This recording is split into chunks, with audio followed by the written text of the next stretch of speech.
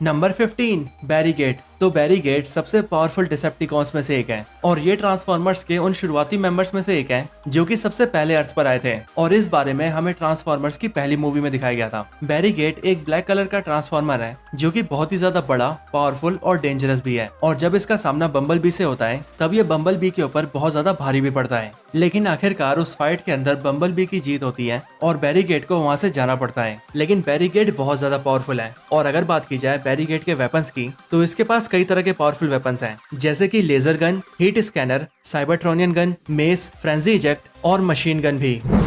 Number 14 slide swipe. तो slide swipe सबसे powerful Cybertronian Autobots में से एक है और ये तो एक ऐसा ऑटोबॉट है जो कि कॉम्बैट फाइट्स का स्पेशलिस्ट है। ये स्लाइड स्वाइप मूवीज के अंदर सबसे पहले दिखा था transformers revenge of the fallen के अंदर और अगर मैं इसके लास्ट अपीयरेंस की बात करूं तो ये आखिरी बार बड़े पर्दे पर सामने आया था transformers dark of the moon के अंदर। स्लाइड स्वाइप के वेपन्स की बात की जाए तो इसके पास कई सारे पावरफुल वेपन्स हैं, जैसे कि इसके पास स्वॉर्ड्स हैं जो कि इसका सबसे पॉपुलर वेपन है। इसके बाद इसके पास डबल बैरल शॉर्ट गन्स है, double barrel hand rocket launcher है, मशीन गन्स है, बैक गन्स है, ग्रैपिंग चेन्स है और मिसाइल लॉन्चर्स भी हैं।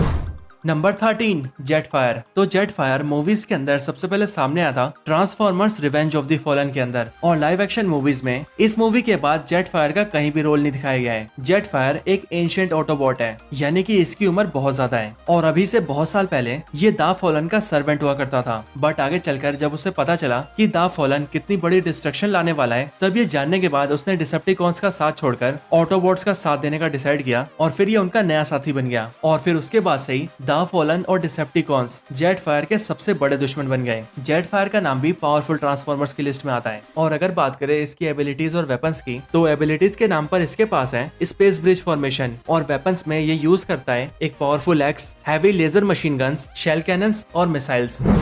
Number 12 drift. तो ये ड्रिफ्ट सबसे कूल ट्रांसफॉर्मर्स में से एक है और वो इसीलिए क्योंकि ये ट्रांसफॉर्मर एक ऐसा ऑटोबॉट है जो कि ट्रांसफॉर्म होने के बाद पूरे वर्ल्ड की सबसे महंगी गाड़ी बन जाता है। यानी कि जब ये ड्रिफ्ट ट्रांसफॉर्म होता है तब ये बन जाता है बुगाटी वेरॉन और इसी रीजन की वजह से सभी लोग ड्रिफ्ट को देखना बहुत पसंद करते हैं। ये ड्रिफ्ट मूवीज के अंदर सबसे पहले दिखा था ट्रांसफॉर्मर्स एज ऑफ एक्सटेंशन के अंदर और उस मूवी से लेकर ये आखिरी बार सामने आया था ट्रांसफॉर्मर्स द लास्ट नाइट के अंदर। ये ड्रिफ्ट बेसिकली एक पुराना सामुराई डिसेप्टिकॉन है, लेकिन ये सामुराई आगे चलकर कुछ क्राइम्स कमिट कर देता है जिसके बाद से डिसेप्टिकॉन्स इसे खुद से अलग कर देते हैं और फिर उसके बाद जाकर ये ज्वाइन करता है ऑटोबॉट्स को और इसीलिए ड्रिफ्ट के बारे में बताते हुए मैंने सबसे पहले इसे एक ऑटोबॉट ही कहा था। अब बात करें ड्रिफ्ट की एबिलिटीज की तो अब क्योंकि ड्रिफ्ट एक सामुराई है इसीलिए वो हैंड टू हैंड कॉम्बैट्स में बहुत एक्सपर्ट है और वो फाइट्स को बड़े आराम से लड़ सकता है। इसके साथ ही वो स्वॉर्ड यूज करना जानता है, वो एक एक्सपर्ट टैक्टिशियन है, एक एक्सपर्ट ड्राइवर है और एक एक्सपर्ट पायलट भी है जो की जरूरत पड़ने पर एक हेलीकॉप्टर बनकर फ्लाई भी कर सकता है। और इन सब के बाद अगर बात करें ड्रिफ्ट के वेपन्स की तो इसके पास वेपन्स के नाम पर है स्वॉर्ड्स, मिसाइल्स, रोबो ट्राइसेरेप्टर्स और powerful guns.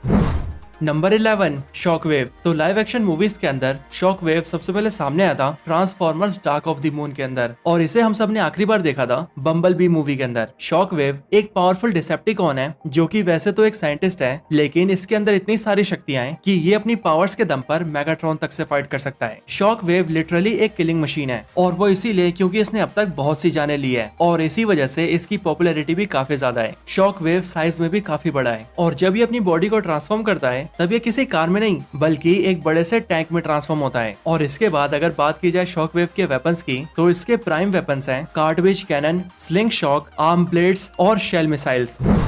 Number 10 Starscream. तो स्टार स्क्रीम भी सबसे पावरफुल ट्रांसफॉर्मर्स में से एक है और ये डिसेप्टिकॉन्स का कमांडर है और ऑटोबॉट्स का सबसे बड़ा दुश्मन है कि अगर स्टार स्क्रीम को मौका मिले तो वो सारे ऑटोबॉट्स को खत्म कर देगा। स्टार स्क्रीम एक ऐसा ट्रांसफॉर्मर है जो कि फिजिकली ज्यादा पावरफुल नहीं है, हालांकि पावरफुल तो है बट बहुत ज्यादा पावरफुल नहीं है। लेकिन अगर इसकी फिजिकल एबिलिटीज को छोड़कर अगर हम इसके मेंटल एबिलिटीज को देखें तो ये दिमागी तौर पर बहुत ज्यादा शातिर है। स्टार स्क्रीम हमेशा ये कोशिश में लगा रहता है कि वो किसी तरह से मेगाट्रॉन को हराकर सारे डिसेप्टिकॉन्स का राजा बन जाए और उन सब के ऊपर राज करें। इसके साथ ही स्टार स्क्रीम बहुत ज्यादा स्किलफुल है और उसके अपने खुद के स्किल्स सभी डिसेप्टिकॉन्स के लिए भी बहुत ज्यादा फायदेमंद साबित होते हैं। और अब इसके बाद अगर बात करें स्टार स्क्रीम की एबिलिटीज और वेपन्स की तो स्टार स्क्रीम के पास फ्लाइट की एबिलिटी है, यानी कि वो फ्लाई कर सकता है। उसके पास इमेंस लेवल का स्ट्रेंथ और स्पीड है, अपने किसी भी बॉडी पार्ट को खुद से डिटैच और अटैच कर सकता है। इसके दोनों हाथों में मिसाइल्स फिट हैं जिनसे ये बहुत पावरफुल अटैक्स कर सकता है और तो और ये अपने लंबे नाखूनों की मदद से अपने दुश्मन के ऊपर बड़ी आसानी से अटैक कर सकता है। इन सब के साथ ही अगर बात करें स्टारस्क्रीम के वेपन्स की, तो वेपन्स के नाम पर इसके पास है subsonic gun, plasma cannon, missile launchers, null ray और rotary machine gun. Number 9, Ironhide. तो आयरनहाइड एक साइबरट्रोनियन डिसेप्टिकॉन है जो कि ऑटोबॉट से बहुत नफरत करता है। लेकिन मजे की बात तो ये है कि ये आयरनहाइड खुद भी पहले एक ऑटोबॉट ही था। असल में आयरनहाइड एक ऐसा ऑटोबॉट था जो कि एक वेपन स्पेशलिस्ट था और इसके साथ ही वो ऑप्टिमस प्राइम का भी बहुत अच्छा दोस्त था, क्योंकि ऑप्टिमस प्राइम और आयरनहाइड दोनों ही बहुत पुराने दोस्त थे। यहाँ तक कि इन दोनों की दोस्ती इतनी गहरी थी कि आयरनहाइड ने अपने दोस्त ऑप्टिमस प्राइम के साथ मिलकर साइबरट्रोनियन वॉर को भी लड़ा था। लेकिन आगे चलकर आयरनहाइड ऑटोबॉट्स को छोड़ देता है और जाकर मिल जाता है डिसेप्टिकॉन से। और अगर इसी आयरनहाइड के वेपन्स की बात की जाए तो इसके पास वेपन्स का भरमार है, क्योंकि इसके पास है radial missile launchers, energy cannon, rocket cannon, iron shotgun, fission chamber, electrical ground blast, multi missile launcher, left arm red shotgun, heavy iron shotgun, heavy iron arm gun और शार्प ब्लेड्स। Number 8, Bumblebee. तो Bumblebee सबसे popular Transformers में से एक है और अगर मैं ट्रांसफॉर्मर्स के किसी फैन से ये पूछूं कि क्या वो बम्बलबी को पसंद करता है तो 90% चांसेस है कि उसका जवाब हाँ होगा। यहाँ तक कि कुछ फैंस तो बम्बलबी को इतना ज्यादा पसंद करते हैं कि बम्बलबी उनके फेवरेट ट्रांसफॉर्मर्स की लिस्ट के अंदर नंबर 2 या नंबर 3 पे तो होता ही है। अगर बम्बलबी की बात करें तो बम्बलबी का बर्थ साइबरट्रोनियन वॉर के दौरान हुआ था और बम्बलबी अपनी पीढ़ी का सबसे आखिरी मेंबर था, क्योंकि बम्बलबी के क्रिएट होने के बाद उसकी पीढ़ी के अंदर और किसी भी ऑटोबॉट को क्रिएट नहीं किया गया। बम्बलबी एक बहुत ही पावरफुल और जीनियस ऑटोबॉट है और इसीलिए जब बम्बलबी की काबिलियत को ऑप्टिमस प्राइम देखता है तब उसके बाद ही वो उसे अपनी टीम के अंदर रिक्रूट कर लेता है और मेगाट्रॉन के खिलाफ अपनी टीम को और मजबूत कर लेता है। इसके साथ ही अगर बात की जाए बम्बलबी के वेपन्स की, तो बम्बलबी के वेपन्स हैं plasma cannon, laser cannon, battle hammer, multi missile launchers, shoulder missiles, crab claw, tow guns, mouth grapple और मशीन गन। इनके साथ ही बम्बलबी के पास अपनी शेप को जैसा चाहे वैसा चेंज करने की एबिलिटी भी है।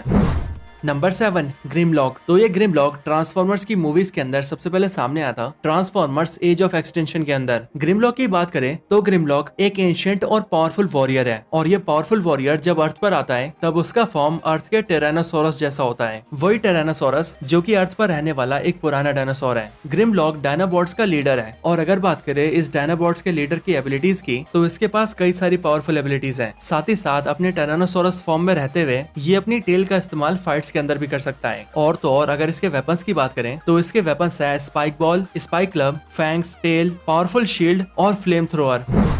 Number 6, Megatron. तो Megatron one of the most powerful transformer है और ये इतना ज्यादा पुराना है कि इसकी एज 4 मिलियन ईयर्स बताई जाती है, यानी कि 40 लाख साल। मेगाट्रॉन ट्रांसफॉर्मर्स मूवीज के अंदर सबसे पहले सामने आया था ट्रांसफॉर्मर्स द लास्ट नाइट के अंदर। और जैसा कि आप सब ये जानते ही हैं कि मेगाट्रॉन सारे डिसेप्टिकॉन्स का लीडर है और वो सभी डिसेप्टिकॉन्स में लगभग सबसे पावरफुल है। मेगाट्रॉन ऑप्टिमस प्राइम का सौतेला भाई है, लेकिन आज की तारीख में ये दोनों भाई एक दूसरे के जानी दुश्मन है। मेगाट्रॉन इमेंसली पावरफुल है और इसकी कुछ पावर्स और एबिलिटीज की बात करें तो वो है super human strength and durability, super speed, agility, reflexes and stamina. इनके साथ साथ मेगाट्रॉन फ्लाई कर सकता है, वो हैंड टू हैंड कॉम्बैट में एक्सपर्ट है, अपनी फाइट्स को बहुत अच्छे से लड़ सकता है, बहुत से अलग अलग तरीके के वेपन्स को यूज कर सकता है और तो और वो ब्लेड्स, गन्स और इवन रॉकेट्स को चलाने में भी बहुत एक्सपर्ट है। और इनके बाद अगर बात करें मेगाट्रॉन के वेपन्स की तो वेपन्स के नाम पर मेगाट्रॉन के पास है Cybertronian mace, pistol like hand cannon, telescopic fusion cannon, finger pinches, claws, shotgun, mini arm blades, flame thrower और एक पावरफुल स्वॉर्ड भी। और मेगाट्रॉन की ये स्वॉर्ड इतनी ज्यादा पावरफुल है कि अपने इस स्वॉर्ड का यूज करके ये मेगाट्रॉन ऑप्टिमस प्राइम जैसे पावरफुल ट्रांसफॉर्मर्स का भी आर्मर चीर सकता है और उन्हें बहुत ज्यादा जख्मी कर सकता है। Number 5, sentinel. तो सेंटिनल साइबरट्रॉन प्लेनेट की एक बहुत ही पावरफुल स्पीशीज है, एक ऐसी पावरफुल स्पीशीज जिस स्पीशीज के मेंबर्स के पास ऐसी पावर्स हैं कि अगर सेंटिनल के सारे मेंबर्स मिलकर चाहते तो वो साइबरट्रॉन के डिस्ट्रॉय होने के बाद सभी ट्रांसफॉर्मर्स के रहने के लिए एक और प्लेनेट बना सकते थे। हालांकि सेंटिनल्स ऐसा करते भी हैं, लेकिन वो सभी ट्रांसफॉर्मर्स के रहने के लिए जिस नए प्लेनेट को चुनते हैं वो प्लेनेट होता है अर्थ। और फिर इसीलिए जैसा कि हम सभी ने transformers dark of the moon movie के अंदर देखा ही था कि जब सेंटिनल प्राइम अर्थ पर आते हैं और अपने काम को अंजाम देने की कोशिश करते हैं तभी उन्हें ऑप्टिमस प्राइम रोकता है और वो सेंटिनल प्राइम को उसके प्लान में कामयाब होने से रोक देता है। और वो इसीलिए क्योंकि ट्रांसफॉर्मर्स का एक रूल होता है कि वो कभी भी अपने फायदे के लिए किसी और को नुकसान नहीं पहुंचाते, किसी दूसरी स्पीशीज या फिर प्लैनेट्स को तो बिल्कुल भी नहीं। लेकिन सेंटिनल प्राइम ऐसा कर रहे थे, जिस रीजन की वजह से ऑप्टिमस प्राइम को उसे रोकना पड़ा। हालांकि इस मूवी के अंदर बेशक से ऑप्टिमस प्राइम ने सेंटिनल प्राइम को रोक दिया हो, लेकिन एक्चुअल में सेंटिनल प्राइम ऑप्टिमस प्राइम के मेंटोर रह चुके हैं। यहाँ तक कि वो अपने प्लेनेट साइबरट्रॉन के लिए भी बहुत वफादार है। और उनका एम है कि वो कुछ भी करके अपने प्लेनेट को फिर से बसाना चाहते हैं। सेंटिनल प्राइम बहुत पावरफुल है और इसीलिए अगर इनके वेपन्स की बात की जाए तो वेपन्स के नाम पर इनके पास है cosmic gun, shield, water gun और प्राइमेक्स ब्लेड। Number 4, the fallen. तो द फॉलन और कोई नहीं बल्कि transformers revenge of the fallen में दिखने वाला मेन विलन ही है, क्योंकि अगर आप सभी को याद हो तो उसका नाम भी द फॉलन ही होता है। अभी इससे पहले जब मैं आप सभी को सेंटिनल प्राइम के बारे में बता रहा था तब मैंने आप सभी को बताया था कि सभी ट्रांसफॉर्मर्स दूसरी स्पीशीज से प्यार करते हैं और इसीलिए वो ऐसा कोई काम नहीं करते जिससे कि किसी और स्पीशीज को नुकसान हो। लेकिन ये द फॉलन उन सबसे अलग है और वो इसीलिए क्योंकि ये द फॉलन हमारे अर्थ प्लेनेट और उसके अंदर रहने वाले सारे ह्यूमन से बहुत नफरत करता है और अपनी इसी नफरत की वजह से द फॉलन अपनी एक टीम तैयार करता है और फिर वो उनके साथ मिलकर ट्रांसफॉर्मर्स के खिलाफ हो जाता है और फिर अपनी इसी टीम को वो नाम देता है डिसेप्टिकॉन्स। अब मैं जानता हूँ कि आप सभी ये सोच रहे होंगे कि डिसेप्टिकॉन्स को तो मेगाट्रॉन ने बनाया है। तो हाँ, आप सभी बिल्कुल ठीक है, डिसेप्टिकॉन्स की टीम को मेगाट्रॉन ने बनाया है, लेकिन वो कॉमिक्स और एनिमेटेड सीरीज के अंदर। पर लाइव एक्शन मूवीज में हमें ये दिखाया गया है कि डिसेप्टिकॉन्स की टीम द फॉलन की है और वही उसका पहला लीडर होता है। द फॉलन बहुत ज्यादा पावरफुल है और अगर हम इसके पावर्स की बात करें तो इसके पास है telepathy, telekinesis, Godlike strength, durability, regenerative healing factor, matter manipulation, teleportation, combat perception, energy manipulation और एलिमेंट कंट्रोल। और इन सब के साथ साथ द फॉलन सेमी इमॉर्टल भी है।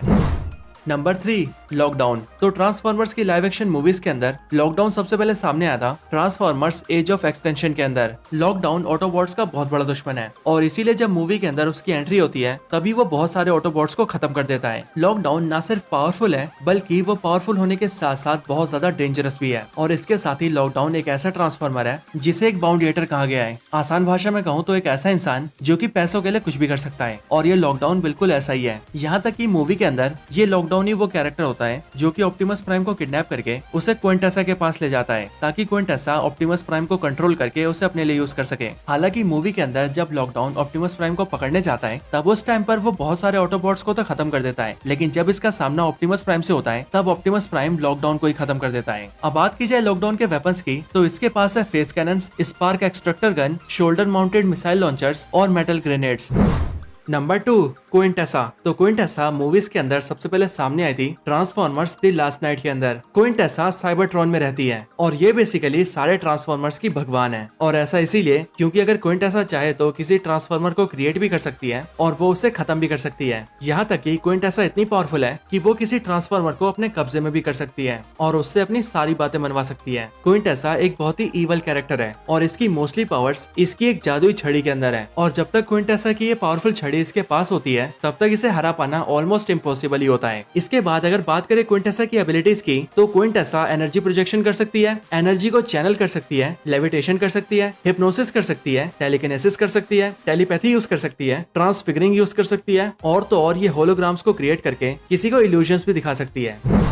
Number 1, Optimus prime. तो जिस तरह से मेगाट्रॉन डिसेप्टिकॉन्स का हेड है ठीक उसी तरह से ऑप्टिमस प्राइम लीडर है ऑटोबॉट्स का। ऑप्टिमस प्राइम सबसे पावरफुल ट्रांसफॉर्मर्स में से एक है और अब तक ट्रांसफॉर्मर्स की जितनी भी फिल्म्स आई है उस पूरी फिल्म सीरीज का मेन प्रोटैगोनिस्ट ऑप्टिमस प्राइम ही है, क्योंकि ट्रांसफॉर्मर्स सीरीज की पूरी स्टोरी इसी के आसपास घूमती है। ऑप्टिमस प्राइम मेगाट्रॉन का भाई है लेकिन वो मेगाट्रॉन की तरह ईवल नहीं बल्कि बहुत अच्छा है। और अगर बात करें ऑप्टिमस प्राइम की पावर्स की तो इसके पास है super human strength, durability, super speed, agility and reflexes और शानदार हीलिंग फैक्टर। साथ ही साथ ऑप्टिमस प्राइम फ्लाई भी कर सकता है, बहुत तरह के वेपन्स को यूज कर सकता है और तो और ये hand to hand combat fights के अंदर भी बहुत एक्सपर्ट है। और अगर बात की जाए ऑप्टिमस प्राइम के वेपन्स की तो इसके पास है iron blaster, barrage cannons, machine guns, energy swords, shield, armoured weapons, jet wing gun pods, thermal cannons, thermal machine guns, shield cannons और मिसाइल्स।